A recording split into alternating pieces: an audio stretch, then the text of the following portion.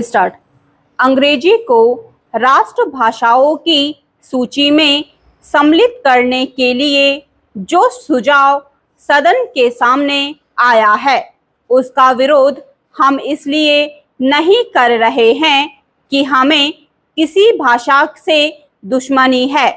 हम यदि अंग्रेजी भाषा के आधार पर विद्वान बने हैं तो यही कहकर कि हम उसी के द्वारा बने रह सकते हैं।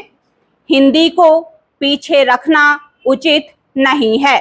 यह भ्रम सारे देश में फैलाया जा रहा है कि हिंदी से हमारी प्रगति नहीं हो सकती है। इसके विपरीत मैं देखता हूं कि देश को यदि कोई भाषा दो भागों में बांट रही है तो वह अंग्रेजी भाषा ही है। जिनको हिंदी नहीं आती वे समझते हैं कि हिंदी पढ़े लिखे लोग उन पर हावी हो जाएंगे।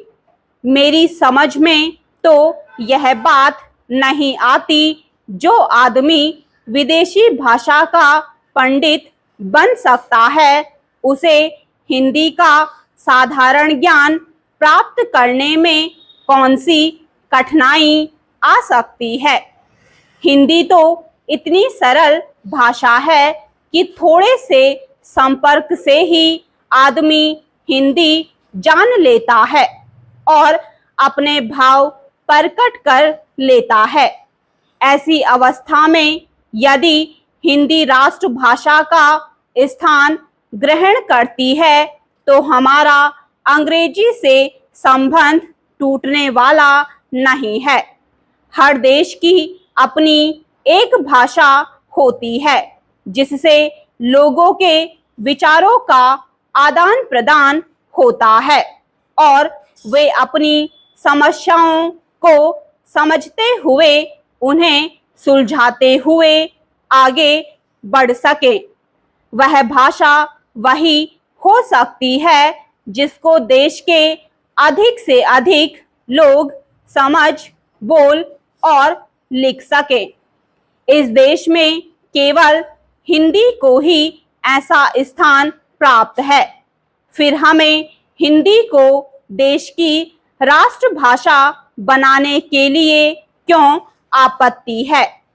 यदि हम इस प्रस्ताव को जो कि हमारे सामने पेश है स्वीकार करते हैं तो मेरा यह निश्चित मत है कि जिस दास्ता के बंधन से हम निकलने की कोशिश कर रहे हैं उससे हम नहीं निकल पाएंगे।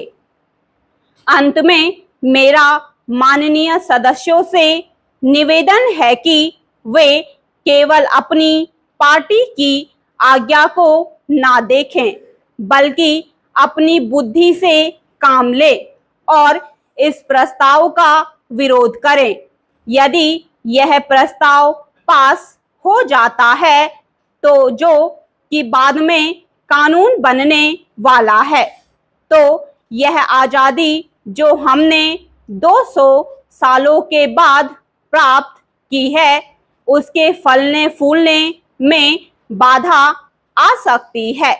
मैं सदस्य महोदय से भी प्रार्थना करूंगा कि वह अपना प्रस्ताव वापस ले लें। स्टॉप।